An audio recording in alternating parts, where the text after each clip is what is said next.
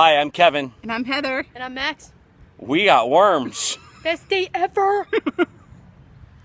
So what do these blue bins and this McDonald's cup have in common?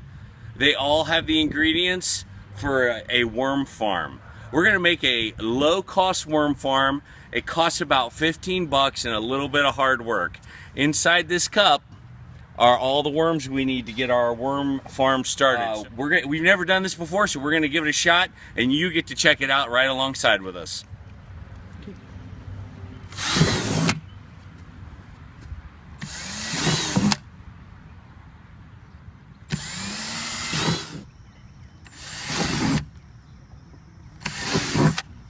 All right, so what we have is we have our holes for the worm tea to run down through. Any scraps off of our table go in here, and the red wigglers inside will munch it all up and make worm casts out of it and worm tea. You don't want to drink this tea. This is not the kind of tea you want to drink. Why don't you want to drink this tea, Max? What is it really? It's poo, it's worm poo, and it's regular poo, and rotten food. And it's just not good for you. So these rocks aren't made for throwing, they're made for weighing it down and creating a base for us to put our worm farm on top of. So when we go to put this on top of it, it makes it free for the worm tea to drip down into it and gives it a little bit of room to work. So this is the beginning of it. Look inside here and take a look at it.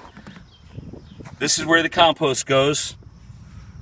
And then we do it again. Once the worms are settled in there, we can do a whole nother level and put them in here too. And the worms just crawl up the whole system.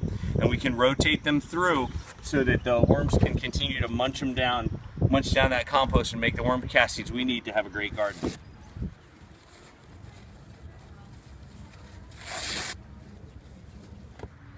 All right, so what we've done is we've taken some of this old McDonald's napkins that are recyclable paper, and we're just going to mix them into the dirt and get it all kind of mixed up so that there's good stuff in there with the worms. We haven't put the worms in yet because we're creating a base. Don't need that stick in there, and you don't want stuff like this in there either, rocks and stuff like that.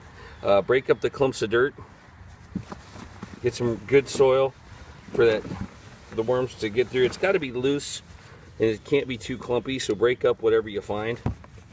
We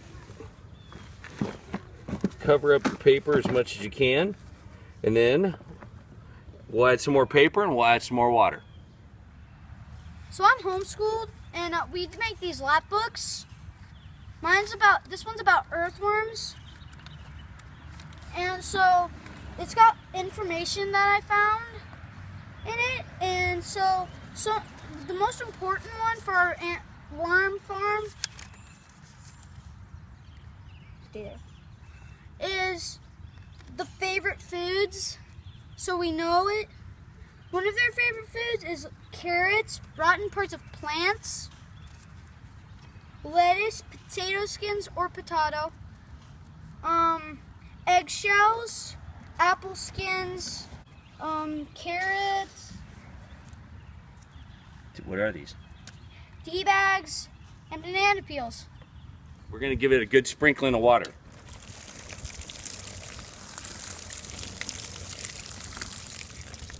We found red wigglers in our yard. There's probably not enough, but we'll keep looking for them and we'll keep putting them in here. And these little guys will get us started on what we need. Oh man, look at those worms. That's awesome, you guys. Look at that. That's phenomenal. Break them up, get them wiggling. We want them digging down to the bottom. Oh, that's great. Now what we're gonna do is we're gonna cover them up so the heat doesn't get to them. There you go. All right. Anyway, we put some extra holes in there so the worms could crawl up. We're gonna put this on top, and we're over the next several days just gonna throw a ton of our scraps from our food from the table into here and let it compost. We'll check the worms to make sure they're alive, and we'll add to them if we don't have enough. That is the luxury worm condominium, our worm farm. Please like, subscribe, share, and comment. We are so glad you joined us today. More updates as we go. Fuss. There's your new home.